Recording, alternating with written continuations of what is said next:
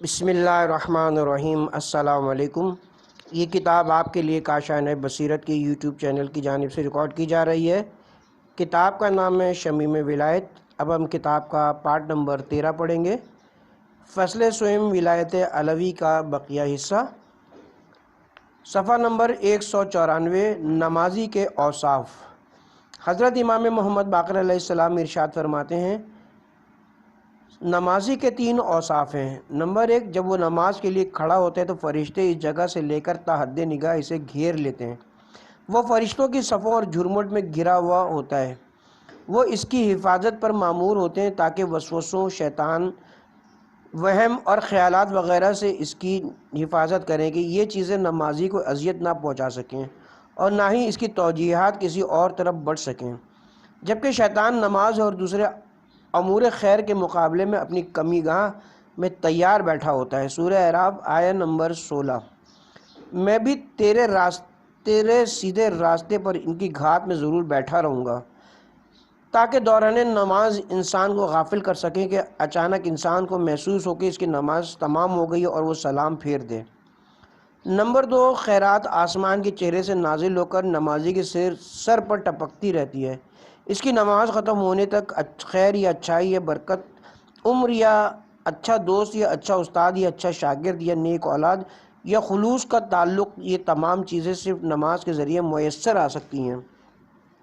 Number 3، خداوند کریم ایک فرشتے کو وکیل بناتے ہیں تاکہ وہ جا کر نمازی سے کہہ سکے کہ اگر تمہیں معلوم ہو جائے کہ تم کس سے مناجات کر رہے ہو تو کبھی نماز سے منہ مت موڑو۔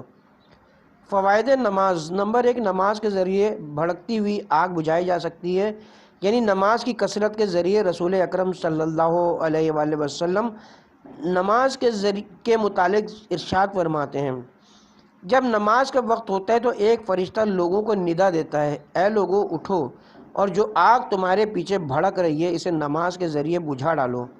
برائی کا ارتکاب، بری گفتگو، بے راہ روی ایسی آگ ہے جو انسان کے اپنے ہاتھوں سے جل اٹھتی ہے۔ وہ اسے اپنے کاندھوں پر اٹھائے پھرتا ہے حتیٰ کہ یہ انسان خود آگ کا ایندھن بن جاتا ہے۔ سورہ جن آیہ نمبر 15۔ اور گمراہ ہو گئے، وہ جہنم کا ایندھن بن گئے۔ پس نماز نہ صرف گناہوں کے سامنے رکاوٹ بن جاتی ہے بلکہ جو آگ انسان نے خود جلا رکھی ہوتی ہے اسے خاموش کر دیتی ہے۔ نماز بہتی ہوئی رواں نہر ہے، چشمہ کوثر ہے جو پہلے سے جلتی ہوئی آگ کو بجھا دیتی ہے اور بعد میں آگ کو جلنے بھی نہیں دیتی۔ نماز برائیوں کے سامنے رکاوٹ بھی بنتی ہے اور گزشتہ برائیوں کو بھی محو کر دیتی ہے۔ سورہ عنکبوت آیہ نمبر 45۔ بے شک نماز بے حیائی اور برے کاموں سے باز رکھتی ہے اور خدا کی یاد یقینی بڑا مرتبہ رکھتی ہے، اور تم لوگ جو کرتے ہو خدا اس سے واقف ہے۔ نمبر 2، نماز میں برکتیں نازل ہوتی ہیں۔ حضرت امام جعفر صادق علیہ السلام سے منقول ہے، اگر خداوند کریم کسی انسان پر اپنی برکتیں نازل کرنا چاہے تو اس پر بہترین حالت میں نازل کرتا ہے، اور بہترین حالت محراب میں ہونا ہے اور دشمن سے جنگ سے دور ہونا ہے۔ جب خداوند متعال نے حضرت یحییٰ علیہ السلام کو حضرت زکریا علیہ السلام مرحمت فرمایا تو یہ بشارت عبادت کی حالت ہی میں عطا کی گئی۔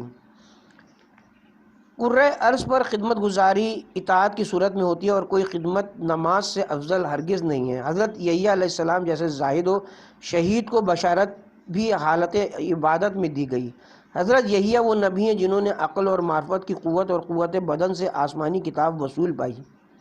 سورہ مریم آیہ نمبر 12۔ اے یحییٰ، کتاب کو مضبوطی سے تھام لو۔ انہوں نے اس کی حمایت جاری رکھی تاکہ جام شہادت نوش فرمایا۔ نمبر 3، روح کی پاکیزگی کا سبب۔ حضرت امام جعفر صادق علیہ السلام سے منقول ہے، وہ پہلی چیز جس کا روز محشر انسان سے حساب لیا جائے گا نماز ہے۔ اگر نماز قبول ہوئی تو بقیہ اعمال بھی قبول ہو جائیں گے، اور اگر نماز رد کر دی گئی تو بقیہ تمام اعمال بھی ٹھکرا دیے جائیں گے۔ پس جب بھی نماز ادا کرنے لگو تو اپنا دل صرف خداوند کریم کی طرف متوجہ رکھو تاکہ تمہاری نماز اور دعا قبول ہو سکے۔ خداوند کریم مومنین کے قلوب کے ذریعے ہی تو رابطہ فرماتا ہے۔ قرآن کریم جب دنیا پرست انسان کی طبیعت کا تعارف کراتا ہے تو شروع میں انسان کے سامنے طبیعت کے مفاسد کی تشریح فرماتا ہے اور نماز گزاروں کو ان رذائل سے منزہ فرماتا ہے۔ مارج سورہ مارج آیت نمبر 19 تا 22۔ انسان یقیناً کم حوصلہ خلق ہوا ہے، جب اسے تکلیف پہنچتی ہے تو گھبرا اٹھتا ہے، اور جب اسے آسائش حاصل ہوتی ہے تو بخل کرنے لگتا ہے، سوائے نماز گزاروں کے۔ نماز انسان کو رذائل سے بچاتی ہے اور اس کی تطہیر کرتی ہے۔ نماز کے ذریعے انسان کو بے شمار فضائل حاصل ہوتے ہیں، اور نماز ہی اسے بے شمار رذائل سے بچاتی ہے۔ امیر المومنین علیہ السلام سے نہج البلاغہ میں پیغمبر اکرم کی حدیث نقل کی گئی ہے کہ آپ کا ارشاد ہے، مجھے تعجب ہے اس شخص پر جس کے گھر 5 وقت دن رات میں چشمہ بہتا ہے اور وہ اس میں نہاتا بھی ہے پھر بھی آلودہ رہتا ہے۔ گویا نماز ایک ایسا چشمہ ہے جسے 5 وقت کی صفائی حاصل کی جا سکتی ہے۔ نہج البلاغہ خطبہ نمبر 197۔ نماز کی کثرت انسان کو پاک کر دیتی ہے۔ باطنی طہارت تک رسائی کا حاصل نہ ہونا نماز واقعی نہ پڑھنے کی علامت ہے، چونکہ بعض اوقات نماز صحیح ہوتی ہے مگر قبول نہیں ہوتی، جبکہ قبول شدہ نماز ہی انسان کی روح کی تطہیر کرتی ہے۔ نمبر 4، مومنین کی دعاؤں سے بہرہ مند ہونا۔ خداوند کریم مومنین کے دلوں کو نمازی کی طرف متوجہ کر دیتے ہیں، اسے دوسروں کی نظر میں محبوب بنا دیا جاتا ہے۔ لوگوں کے دلوں کا اس کی طرف متوجہ ہونا انسان کے لیے عظیم دولت اور بے بہا سرمایہ ہے، چونکہ مومنین کے دعائیں کرنے اور مغفرت و استغفار طلب کرنے سے اس شخص کی کئی مشکلات حل ہو سکتی ہیں۔ پس قلب کو حالت نماز میں اپنے رب کے ساتھ مخصوص کر دے تاکہ وہ اس نعمت سے مستفید ہو سکے، اور اپنے دل کی مہار کو خداوند کریم کے ہاتھ میں دے دے۔ البتہ نگاہوں، کانوں، دل کی مہار نماز اور نماز کے علاوہ بھی خدا کے ہاتھ میں دے۔ انبیاء اور نماز کی وصیت۔ حضرت امام جعفر صادق علیہ السلام نے جناب معاویہ بن وہب کے اس سوال کے خداوند کریم کا قرب حاصل کرنے کے لیے لوگوں کے پاس بہترین اور محبوب ترین وسیلہ کیا ہے کے جواب میں ارشاد فرمایا، معرفت خدا کے بعد بہترین اور افضل ترین نماز ہے، چونکہ معرفت اصول دین کا جز ہے، اس کی بنیاد پر نماز کو وسیلہ قرار دینا ممکن ہوتا ہے۔ کیا نہیں دیکھ رہے ہو کہ خدا کے عبد صالح حضرت عیسیٰ بن مریم فرماتے ہیں، خداوند کریم نے مجھے نماز ادا کرنے کی سفارش فرمائی ہے، میں جانتا ہوں معرفت کے بعد افضل ترین چیز نماز ہے۔ کیا تم نہیں دیکھ رہے ہو کہ عبد صالح حضرت عیسیٰ ابن مریم نے فرمایا کہ مجھے نماز کی وصیت کی گئی۔ بے انفاق۔ سورہ بقرہ آیت نمبر 3 اور 4۔ متقیوں کے لیے ہدایت ہے، وہ لوگ جو ایمان لائے غیب پر نماز قائم کرتے ہیں اور اپنے رزق سے انفاق کرتے ہیں۔ انفاق تقوی کا رکن ہے جو بندوں کو ان کے پروردگار سے ملانے کا موجب بنتا ہے، اور یہ دونوں خداوند کریم کی توجہ کے حصول میں مؤثر ہیں، نیز بندوں کو خدا سے ملانے میں ایک دوسرے کے ساتھ جاری ہیں۔ ضروری ہے کہ توجہ کریں کہ انفاق کی حقیقت صرف مالی خرچ میں منحصر نہیں ہے، بلکہ راہ خدا میں جان کا نذرانہ پیش کرنے کو بھی انفاق کہا جاتا ہے، اگرچہ عرف عام میں انفاق کا اطلاق اس پر نہیں ہوتا، چونکہ جان دینے کے لیے دوسرے عناوین جیسے اشترا وغیرہ سے کام لیا جاتا ہے۔ انفاق پر اس اجتماعی آہنگی والے امور پر صادق آتا ہے جس کا ہدف مقرر ہو، چونکہ اجتماعی زندگی کے اہم اعضاء تعاون، احسان، ایثار وغیرہ ہیں، ان کے بغیر اس کا وجود متحقق نہیں ہو سکتا۔ ایک فرد کا کمال اس میں کہ وہ اجتماعی زندگی کا حصہ بن جائے اور اسے حاصل کر سکے۔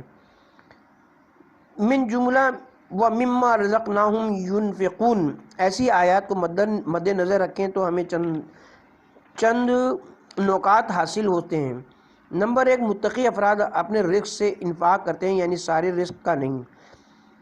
قرآن کریم نے انفاق کا ایک پیمانہ مقرر کیا ہے جس میں نہ افراط ہے نہ تفریط، بلکہ عدل کا راستہ اور پیمانہ ہے، جس کی طرف سورہ اسراء آیت نمبر 29 میں اشارہ ہے۔ نہ تو آپ اپنا ہاتھ گردن پر باندھ کر رکھیں اور نہ ہی اسے بالکل کھلا چھوڑ دیں، ورنہ آپ ملامت کا نشانہ اور تہی دست ہو جائیں گے، میں ارشاد موجود ہے۔ نمبر 2، اہل تقوی جو انفاق کرتے ہیں اسے خدا کا رزق شمار کرتے ہیں، نہ کہ اپنا مال۔ یہ فکر بھی تو قرآن کریم نے انسانوں کو عطا کی ہے۔ سورہ نحل آیت نمبر 53۔ ان کے پاس جتنی نعمتیں ہیں وہ خداوند کریم کی طرف سے ہیں۔ سورہ نور آیت نمبر 33۔ وہ اللہ کے مال سے انہیں عطا کرتے ہیں جو اللہ نے انہیں دے رکھا ہوتا ہے۔ انسان کسی بھی چیز کا مالک حقیقی نہیں ہے، بلکہ یہ تو حقیقی مالک کا نمائندہ ہے۔ اسے چاہیے کہ وہ اس کے عطا کردہ مال میں اس کے حکم کے مطابق تصرف کرے۔ سورہ حدید آیت نمبر 7، اور خرچ کرو اس مال میں سے جس میں اللہ نے تمہیں جانشین بنایا ہے۔ اگر کوئی یہ کہے کہ اس نے تو اپنی کوشش سے یہ مال اکٹھا کیا ہے، تو اس کا یہ کہنا وہی قارونی منطق ہے جو باطل ہے۔ وہ کہتا تھا، سورہ قصص آیت نمبر 78، یہ سب کچھ تو میں نے اپنی سوچ سے حاصل کیا ہے۔ خداوند کریم نے اصل مالکیت کی تشریح اور قانون سازی فرما کر گویا انسانوں کی مالکیت اعتباری پر امضا فرما دیے ہیں۔ اقتصادات سے مربوط اکثر آیات، مثلا جو آیات تجارت، ارث، وجوہات شرعیہ کی ادائیگی میں انسان کو مال کا مالک قرار دیتی ہیں، اور ان میں اموال کی نسبت انسان کی طرف دی گئی ہے۔ لیکن اگر ہم تکوینی اور اعتقادی آیات پر غور و فکر کریں تو یہ حاکم ہے، یہ انسان سے مالکیت تکوینی اور مالکیت حقیقی کو سلب کر لیتی ہیں۔ پس وہ آیات جو انسان کے لیے ملکیت ثابت کرتی ہیں، وہ جعلی اور اعتباری ملکیت کو ثابت کرتی ہیں، اور جو آیات انسانوں کی ملکیت کی نفی کرتی ہیں، وہ ملکیت تکوینی اور حقیقی کی نفی کرتی ہیں۔ نمبر 4، انفاق مال حلال سے ہونا چاہیے، چونکہ مال حرام خدا کا رزق نہیں ہوتا، بلکہ یہ تو خدا کا مبغوض ہوتا ہے۔ اگرچہ مال اصل میں خدا کا رزق ہی ہوتا ہے، پس جس کے پاس رزق حلال ہوتا ہے، خداوند کریم نے اسے اس رزق خاص میں سے انفاق کا حکم دیا ہے۔ نمبر 4، انفاق بہترین اور طیب مال سے ہونا چاہیے، اس لحاظ سے قرآن کریم میں ارشاد ہو رہا ہے، سورہ بقرہ آیت نمبر 267، جو تم کماتے ہو اس میں سے طیب مال سے انفاق کرو۔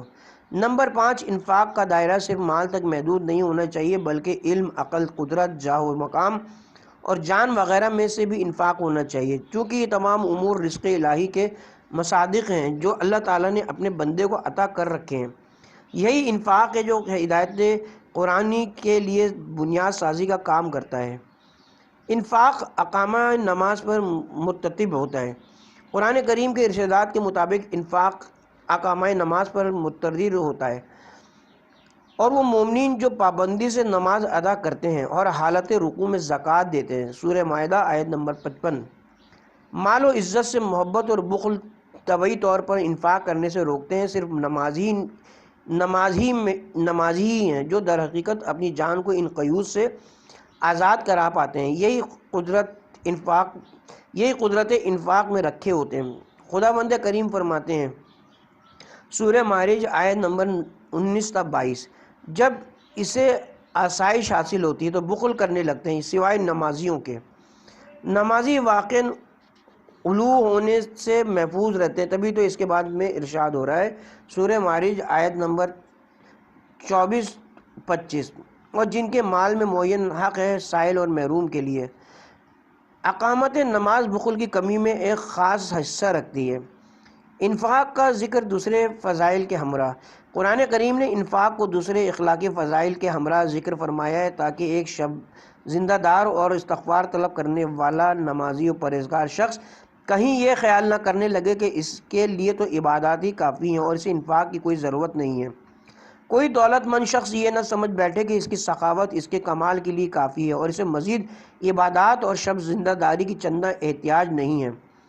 پس ایک کامل انسان کے لیے ضروری ہے کہ تمام صفات برابر اس میں موجود بھی ہوں اور اپنے نقطۂ کمال تک پہنچی ہوئی بھی ہوں، تبھی تو ان صفات کو یکجا کر کے ذکر فرمایا ہے۔ سورہ آل عمران آیت نمبر 17، لوگ صبر کرنے والے، راز باز، مشغول عبادت رہنے والے، خرچ کرنے والے اور سحر کے اوقات میں طلب مغفرت کرنے والے ہیں۔ اگر یہ تمام صفات انسان کی روح کے اندر اکٹھی ہو کر جمع ہو جائیں تو مغفرت اور استغفار اسے خود بخود حاصل ہو جائے گا اور وہ اجر عظیم کا مستحق ٹھہرے گا۔ سورہ احزاب آیت نمبر 35، یقیناً مسلمان مرد اور مسلمان عورتیں، مومن مرد اور مومن عورتیں، اطاعت گزار مرد اور اطاعت گزار عورتیں، راست گو مرد اور راست گو عورتیں، صابر مرد اور صابرہ عورتیں، صدقہ دینے والے مرد اور صدقہ دینے والی عورتیں، اور روزہ دار مرد اور روزہ دار عورتیں، اور اپنی شرم گاہوں کی حفاظت کرنے والے مرد اور حفاظت کرنے والی عورتیں، اور خدا کو بکثرت یاد کرنے والے مرد اور یاد کرنے والی عورتیں۔ بے شک ان لوگوں کے واسطے خدا نے ان کے لیے مغفرت اور اجر عظیم مہیا کر رکھا ہے۔ انفاق کی تشویق، انسان اس دنیا میں درپیش مشکلات کو سبب یا نسب کے ذریعے یا پھر اس سلسلے میں اثر و نفوذ رکھنے والے افراد کے ذریعے حل کراتا ہے۔ مثلاً بعض اوقات انسان کام کر کے اپنی مشکلات کا ازالہ کرتا ہے، اور کبھی تو وہ کام کاج کے ذریعے اپنی مشکلات کو حل نہیں کر پاتا ہے، چونکہ وہ کام کرنے کے قابل نہیں رہا ہوتا ہے، تو عزیز و اقارب اور اس کی اولاد اس کی ضرورتوں کو پورا کرتے ہیں۔ اگر عزیز و اقارب نہ ہو تو پھر دوست اور جاننے والے حضرات ایک اجتماعی ہمدردی کی بنیاد پر اس کی مشکلات دور کرتے ہیں۔ اگر کسی کا کوئی دوست اور آشنا نہ ہو تو پھر وہ علاقے کے اہل خیر اور بڑے لوگوں سے اپنی مشکلات حل کرنے کی درخواست کرتے ہیں، مقرر کردہ راستے اور حدود انسانی کی مشکلات کو حل کرتے ہیں جو دنیاوی نظام اور عمومی اسباب کے ماتحت ہیں، لیکن قیامت کے دن جب دنیاوی نظام کا ناکارہ ہو کر رہ جاتا ہے لیکن قیامت کے دن جب دنیاوی نظام ناکارہ ہو کر رہ جائے گا تو مجبور اور مصیبت زدہ انسان کام کاج کے ذریعے اپنی مشکلات کا حل اور دکھوں کا مداوع نہیں کر سکتا، کیونکہ قیامت عمل اور کام کا دن نہیں ہے۔ اس دن روابط اور معاملات جیسے عقود و عقیات طے نہیں کیے جائیں گے، اسی طرح سببی اور نسبی رشتے بھی کارآمد نہیں رہیں گے کہ انسان اپنی مشکلات ان کے ذریعے حل کر سکے۔ لہٰذا قیامت کے دن بخشش کا تقاضا اور امید لگا کر بیٹھ جانا کہ دنیا کی شفاعت میرے کام آئے گی، نہیں، بالکل نہیں۔ سورہ بقرہ آیت نمبر 254۔ جو مال ہم نے تمہیں دیا ہے اس میں سے خرچ کرو قبل اس دن کے جس میں نہ تجارت کام آئے گی نہ دوستی اور شفاعت۔ قرآن کریم نے قیامت کی ایک تصویر پیش کی ہے جس میں تمام اسباب منقطع ہو جاتے ہیں۔ سورہ بقرہ آیت نمبر 166۔ تمام تعلقات ٹوٹ کر رہ جائیں گے اور ہر قسم کا نسب اور رشتہ بھی منقطع ہو جائے گا۔ سورہ مومنون آیت نمبر 101۔ پھر اس دن کوئی رشتہ داری کام نہیں آئے گی۔ اس سے معلوم ہوتا ہے کہ آخرت کی مشکلات کے حل کے لیے دنیا ہرگز کام نہیں آئے گی۔ برابری انسان کو چاہیے کہ دنیا جو کام کاج کی جگہ ہے جس میں انفاق کرو، راہ خدا میں اس میں اسباب مہیا کرو تاکہ اس طرح آخرت کی پریشانی کو دور کیا جا سکے اور آخرت کی ضرورت کو پورا کیا جا سکے۔ مذکورہ آیت اسی امر کی تشویق دلاتی ہے۔ انفاق کے آداب۔ انفاق میں نمبر 1، انفاق میں خلوص شامل کرو۔ انفاق خدا کی رضا حاصل کرنے کی غرض سے ہو اور اس کا دوسرا کوئی مقصد قطعاً نہ ہو۔ سورہ بقرہ آیت نمبر 265۔ اور جو لوگ اپنا مال اللہ کی خوشنودی کی خاطر اور ثبات نفس سے خرچ کرتے ہیں، ان کی مثال اس باغ کی سی ہے جو اونچی جگہ پر واقع ہو، جس پر زور کا مینہ برسے تو دگنا پھل دے، اور اگر تیز بارش نہ ہو تو ہلکی بھی کافی ہو۔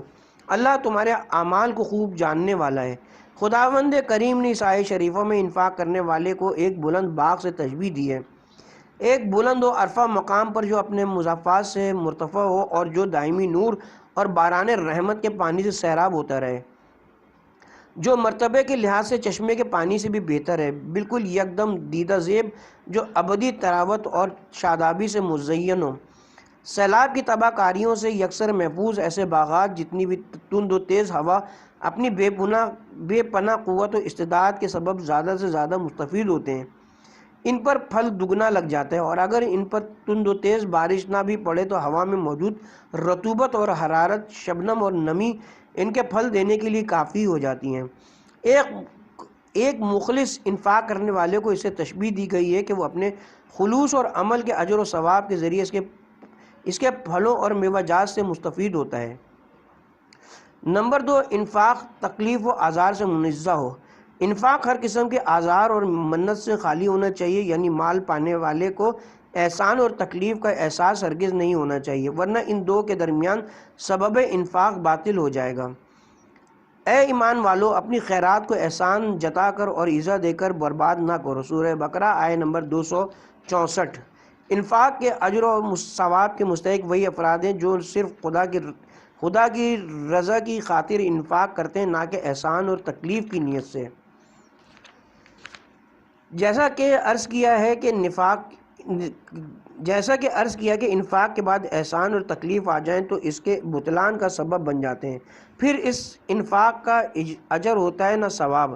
اگر ایک بندہ انفاق کرے اور وہ بھی منت اور آزار کے ساتھ تو انفاق باطل ہو جائے گا۔ سورہ بقرہ آیت نمبر 264، اپنے صدقات کو منت اور آزار کے ذریعے باطل نہ کرو۔ یہ منت احسان اور تکلیف کو اعمال کے ضیاع کا ملاک قرار دیا گیا ہے، پس احسان اور تکلیف ہے عمل کے بعد ہو یا عمل کے دوران کے ذریعے عمل ضبط ہو جائے گا۔ بس اگر کوئی انفاق کرے احسان اور اذیت کی نیت سے تو وہ قابل قبول نہیں ہوگا، کیونکہ اس کے لیے قصد قربت ضروری ہے۔ نمبر 3، قیمتی مال سے انفاق کیا جائے۔ قرآن حکیم مومنوں کو حکم دے رہا ہے اپنی قیمتی مال سے انفاق کرو۔ سورہ بقرہ آیت نمبر 267، اے ایمان والو، جو مال تم نے کمایا ہے اس کا عمدہ حصہ راہ خدا میں خرچ کرو۔ بلکہ ارشاد ہو رہا ہے کہ ایسے انسانوں کی طرح نہ بن جانا جو جب بھی مکان یا دکان کی صفائی وغیرہ کرتے ہیں تو بیکار اور فضول اجناس اور چیزیں دوسروں کو دے دیتے ہیں اور قیمتی چیزیں علیحدہ کر لیتے ہیں۔ انفاق کے دوران میں کم قیمت اور فضول چیزوں کا قصد نہ کرو، بلکہ کم قیمت اور فضول چیزوں کے انفاق کرنے کی نہیں فرمائی گئی ہے۔ سورہ توبہ آیت نمبر 104، کیا انہیں علم نہیں کہ اللہ ہی اپنے بندوں کی توبہ قبول کرتا ہے اور صدقات بھی وصول کرتا ہے؟ یہ عمل ایسے مال سے کہ انسان جس سے محبت کرتا ہے مشکوک بنا دیتا ہے، چونکہ صدقہ ہدیہ کا نعم البدل ہے۔ ہدیہ و تحفہ کبھی گھٹیا اور فضول چیز کا نہیں ہوتا۔ انفاق کا مقصد خدا کا قرب۔ سورہ بقرہ آیت نمبر 265، خرچ کرتے ہیں خوشنودی پروردگار کی خاطر۔ تزکیۃ نفس۔ سورہ بقرہ آیت نمبر 265، ثبات نفس سے خرچ کرتے ہیں، اپنے نفس کو بخل کی بیماری سے بچاؤ، اور بخل تو ہر نفس کے سامنے دھرا رہتا ہے۔ سورہ نساء آیت نمبر 128، اس کے ذریعے معاشرے میں موجود فقر و فاقہ کشی کا بہترین علاج ہوتا ہے۔ اجتماعی جذبات کو ٹھیس پہنچا کر انفاق نہیں ہونا چاہیے۔ مذکورہ بالا مقاصد صرف اور صرف اچھے مال کے ذریعے ہی حاصل کیے جا سکتے ہیں، تبھی تو خداوند متعال نفی موقت کے ذریعے ارشاد فرما رہے ہیں کہ نیکی پانے کے لیے اور مقام ابرار تک رسائی حاصل کرنے کے لیے ضروری ہے کہ اپنی محبوب ترین چیز کا انفاق کرو۔ سورہ آل عمران آیت نمبر 92، جب تک تم اپنی عزیز چیزوں میں سے خرچ نہ کرو تب تک کبھی نیکی کو نہیں پہنچ سکتے، چونکہ پاک اور اچھا مال محبوب ہوتا ہے، جبکہ گھٹیا بے قیمت جیسے پرانا لباس بچا کچا کھانا ہرگز محبوب نہیں ہوتا۔ پس بچی کچی غذا اور لباس میں ہرگز اسراف نہیں کرنا چاہیے، بلکہ ان کا صحیح مصرف تلاش کرنا چاہیے۔ نمبر 4، انفاق عزت و احترام کے ساتھ ہو، نہ کہ رحم سے اور ترس کھا کر۔ ائمہ معصومین علیہم السلام جب صدقہ دیتے تھے تو اپنا ہاتھ چھپا لیتے تھے یا پھر اپنے سر پر رکھ لیا کرتے تھے کہ مبادہ کوئی چوم نہ لے، کیونکہ انہیں معلوم تھا کہ انفاق وہ فریضہ اور ذمہ داری ہے جو انجام دیتے وقت احترام اور عزت کو محفوظ خاطر رکھا جائے۔ اگر کسی کی سوچ ایسی ہو کہ انفاق وہ ہے جس میں ادب و تہذیب شامل ہو، تو ایسا انفاق نہیں ہونا چاہیے جس میں رحم، دل سوزی، محبت، ہمدردی شامل ہو، بلکہ فقراء کے ساتھ کریمانہ سلوک کرنا چاہیے۔ صدقے کا بہترین مصرف۔ اگر کسی جگہ انفاق کے مصارف حقیقی شخصیات کی صورت میں موجود ہوں جیسے فقراء، تو پھر ان کے درجات پر نگاہ کرنی چاہیے۔ بعض فقراء درخواست گزار بھی ہوتے ہیں اور اصرار بھی کرتے ہیں کہ جب تک کوئی چیز لے نہ لیں جان نہیں چھوڑتے۔ یہ گروہ فقراء طیب کا نہیں ہے۔ دوسرے نمبر پر وہ فقراء ہیں کہ جو سوال نہیں کرتے، ضرورت کے وقت اپنا شرعی فریضہ سمجھ کر اعلان کر دیتے ہیں، البتہ یہ صدقہ لینے پر اصرار نہیں کرتے ہیں۔ یہ فقراء کا گروہ پاکیزہ ہے، ان کا اس حد تک اعلان واجب امر ہے، چونکہ سب کو تو معلوم نہیں ہوتا کہ یہاں کوئی شخص مستحق زکوٰۃ ہے یا نہیں۔ اگر یہ اعلان نہ کرتے تو انہیں کوئی چیز حاصل بھی نہ ہو پاتی۔ اپنے استحقاق کا اظہار واجب ہے۔ تیسرا گروہ ایسے فقراء کا ہے جو سوال نہیں کرتے، ان کا استحقاق ان کی بیماری، لاچاری وغیرہ کی وجہ سے نہیں بنتا، بلکہ انہوں نے اپنی عمر رائے خدا کے لیے وقف کر رکھی ہوتی ہے، جس کے سبب وہ تجارت وغیرہ نہیں کر پاتے، جیسے مجاہدین، طلباء، یہ جو اہل صفہ کی مانند ہوں، یعنی ہمیشہ اسلام کی حمایت اور سربلندی کے لیے سربقف ہوں۔ یہ مورود صدقات کے مصارف کے موارد میں زیادہ اولیت رکھتا ہے۔ اس کی طرف آیہ کریمہ میں ارشاد ہوا ہے، سورہ بقرہ آیہ نمبر 273، ان فقراء پر خرچ کرو جو راہ خدا میں اس طرح گر گئے کہ وہ معیشت کے لیے زمین میں دوڑ دھوپ نہیں کر سکتے۔ نا واقف لوگ ان کی حیا و عفت کی بنا پر انہیں مالدار خیال کرتے ہیں۔ انفاق کے آثار۔ نمبر ایک، مال سے محبت کا علاج۔ خداوند سبحان ہمیں بخل اور مال سے محبت جیسی خطرناک بیماری سے بچانے کے لیے ہر ممکنہ تدبیر متعارف کرا رہے ہیں، کبھی احسن جدال کے ذریعے، کبھی موضع حسنہ کے ذریعے، کبھی براہین و استدلال کے ذریعے، کبھی تہدید، ڈانٹ اور تشویق کے ذریعے انسان کی اصلاح کی جا رہی ہے، اور اسے مال سے محبت جیسی بیماری سے بچانے کا طریقہ علاج بتاتے ہوئے ارشاد ہو رہا ہے کہ خود کو انفاق سے روک کر ہلاکت اور خطرات میں مت ڈالو۔ سورہ بقرہ آیت نمبر 195۔ اور اللہ کی راہ میں خرچ کرو اور اپنے ہاتھوں اپنے آپ کو ہلاکت میں نہ ڈالو، اور احسان کیا کرو، یقیناً اللہ احسان کرنے والوں کو پسند کرتا ہے۔ اس آیت سے معلوم ہوتا ہے کہ اگر کوئی شخص اپنا مال راہ خدا میں خرچ نہ کرے بلکہ باطل کی راہ میں خرچ کر دے تو گناہ شمار کیا جائے گا، جبکہ جہاں شہادت دینی چاہیے وہاں شہادت نہ دینا اور اسے چھپا لینا یہ خود ایک طرح کا گناہ ہے، بلکہ کبھی کبھار تو باقاعدہ خطرے کا اعلان بھی کر دیا جاتا ہے۔ سورہ آل عمران آیت نمبر 117۔ وہ جو اس دنیاوی زندگی میں خرچ کرتے ہیں، اس کی مثال اندھیڑکی کی سی ہے جس میں تیز سردی اور وہ ان لوگوں کی کھیتی پر چلے جنہوں نے اپنے اوپر ظلم کیا اور اسے تباہ کر دے۔ اللہ نے ان پر جو کچھ بھی ظلم نہیں کیا، یہ خود اپنے اوپر ظلم کرتے ہیں۔ بعض لوگوں کا انفاق کراتے ہیں جیسے وہ دنیا کی راہ میں خرچ کر رہے ہوں۔ ان کی مثال اس تیز اور سرد ہوا کی سی ہے جو کھیتوں سے فصل اور پودے اکھاڑ دیتی ہے۔ رائے دنیا سے مراد باطل کے راستے میں خرچ کرنا ہے تاکہ اس طرح وہ جاؤ مقام، لالچ و ہوس اور نفسانی لذائذ کی اچھے طریقے سے تکمیل کر سکیں، لیکن ضروریات زندگی، گھریلو استعمال کی اشیاء صرف، اہل خانہ کے نان و نفقہ پر اٹھنے والے اخراجات اگر ایک معقول حد کے اندر ہوں تو یہ باطل کی راہ میں خرچ نہیں، ایک معقول حد کے اندر ہو تو یہ باطل کی راہ میں خرچ ہرگز نہیں ہوگا۔